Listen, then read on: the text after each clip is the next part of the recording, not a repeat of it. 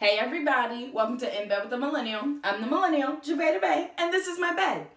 So today I want to talk about threesomes because this week we are celebrating National Unicorn Day, which granted, I think it means like actual unicorns, like the mythical creatures, but in the sex world, a unicorn is a third, so why not talk about threesomes? Am I right? I'm right.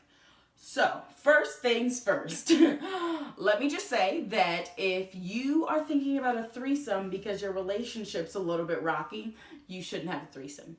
Threesomes do not solve relationship problems, though a lot of people, for some odd reason, think like, oh, this will fix it. No, it will only complicate things for your relationship and the person you're bringing into the mix. So just like, don't do it. You should only try and have a threesome if you and your partner have talked about it, and if you and your partner truly both want to do it. Like, don't do it to appease the other, like, do it because you both want to.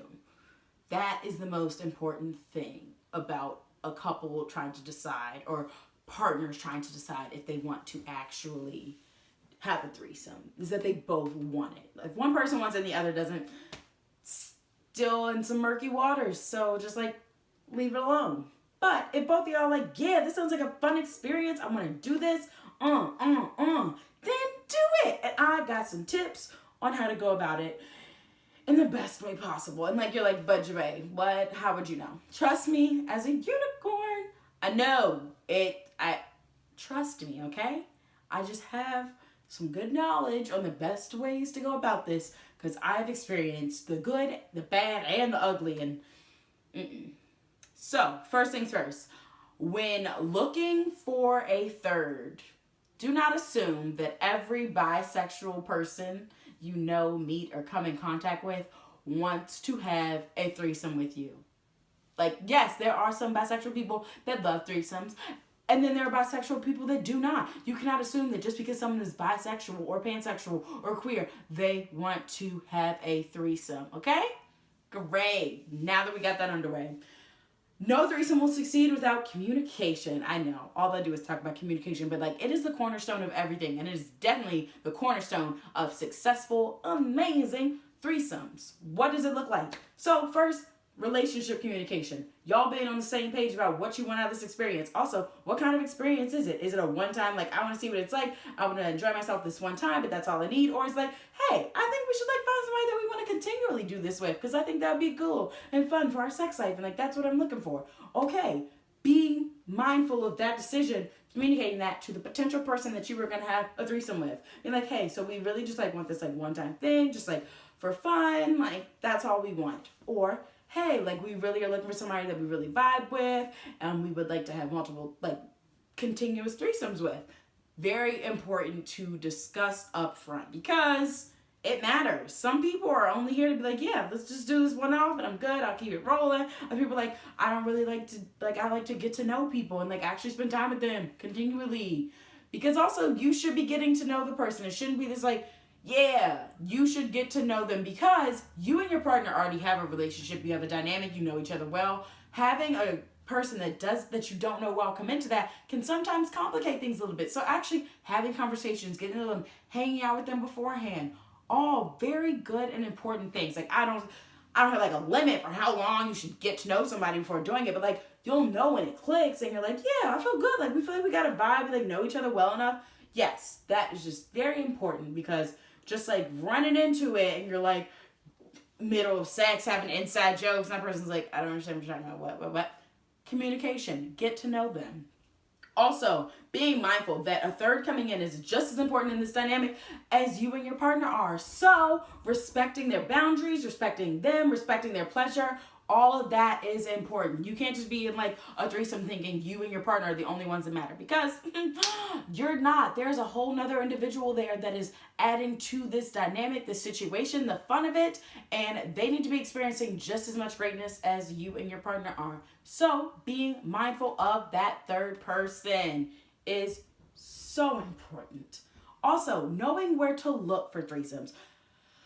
There are certain spaces that are not for you, and there are certain spaces that are. And there are also like certain people that just like don't want to be like bombarded with information like this. Like, most single women on Tinder do not really want you sliding into their DMs like, hey, do you want to have a threesome? If they did, it'd probably be in their bio. So try out apps that are actually made for threesomes. I have links to them in the description of this video. Check them out. But that is a great place to start. Do not try and like swindle somebody off of Tinder into a threesome. It's just rude and disrespectful. Okay? Great. Thank you. Now that we got that out of the way. Also, like, being mindful of what you and your partner are actually like okay with, and discussing that between yourselves, but also with the person coming into this dynamic. You have to let them know. If like you're like, hey, like we're like really into like pain, like we like to choke, like putting this stuff out there so you can be like, oh yeah, no, I don't do stuff like that, or oh yeah, I'm totally on board with that. These conversations need to happen before the bedroom. Before the bedroom. Also, those regular like safer sex conversations that you have with partners still need to be brought into. Even if you and your partner are fluid bonded, you don't need to have this conversation because there's a new person entering. So talking about what does safety look like for y'all? What does birth control look like if that is a potential thing that could happen? What does that look like bringing somebody into this situation? And then having a conversation about STIs, especially if you've been in a long-term relationship and you aren't regularly tested. Y'all still need to go get tested. The new person get tested. Everybody get tested and have the conversation, because new person being introduced into this dynamic, but also safer sex is harder sex. Can y'all tell that quarantine is getting to me? Okay, so have these conversations. Do not throw everything that you knew from like your dating days out the window because they still apply to other people.